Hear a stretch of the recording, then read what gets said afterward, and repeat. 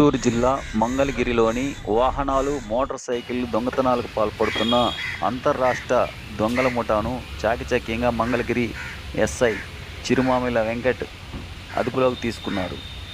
గుంటూరు జిల్లా ఎస్పీ ఆదేశాల మేరకు నార్త్ సబ్ డివిజన్ డీఎస్పీ ఉత్తర్వుల మేరకు వారిని అదుపులోకి తీసుకోవడం జరిగినది.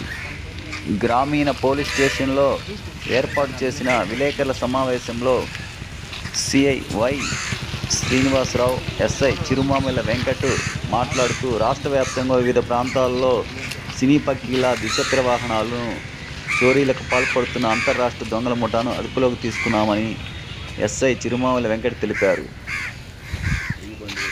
ఈ నేరాలకు పాల్పడుతున్న కన్నా, గోపి, ఎస్కే సర్దార్ వీరిరువురిని అదుపులోకి తీసుకొని సుమారుగా 14 లక్షల విలువైన టాటా ఏసీ 8 ద్విచక్ర వాహనాలను స్వాధీనం చేసుకున్నట్లు తెలిపారు.